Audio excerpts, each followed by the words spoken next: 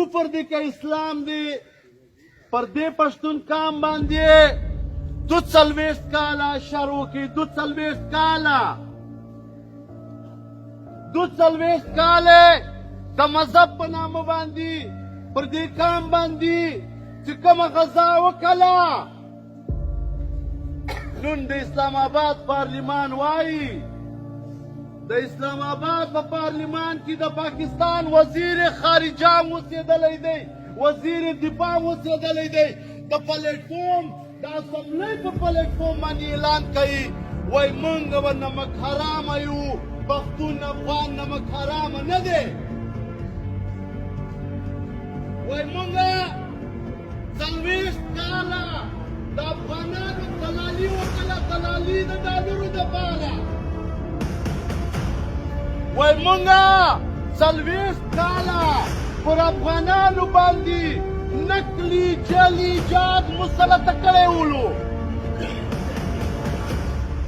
د پاکستان د خاورې نه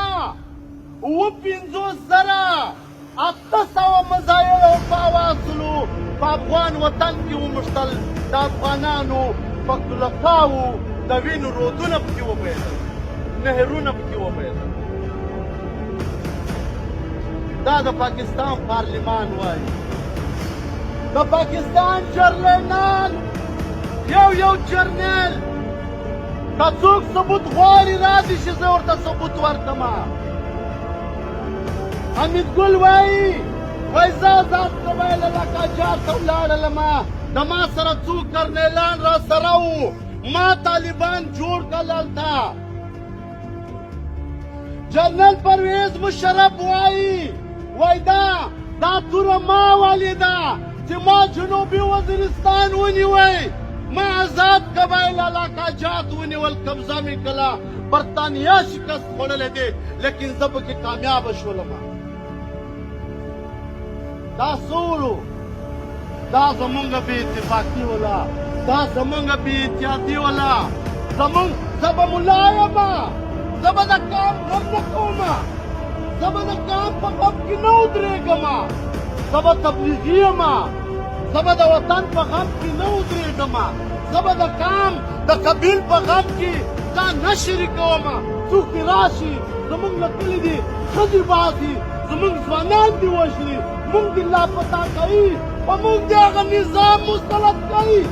چې کوم نظام د ننه پورې کفار هم د انسانانو سره نه دي کړي لکه دې ریاست کې پاکستان په نامه باندې چې جوړ منافق ریاست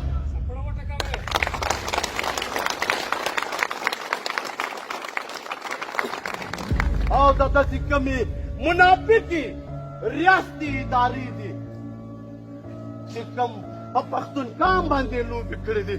کومې پښتونخوا مې وژلی دی د پښتونخوا په وسایلو باندې قبضه کوي زما د قسم په خدای وي که دا د جان په نړۍ کې څوک دا یو ډېر کمزوري قوم باندې وکړي خو پښتون تقسیم دی پښتون په ملا کې تقسیم دی په تبلیغي کې تقسیم دی په نیشنل پارټۍ کې تقسیم دی په پښتونخوا کې تقسیم دی په پی ټي ایم کې تقسیم دی یو په بله باندې خبره نه سره اوري دا به د څو موږ دا کوو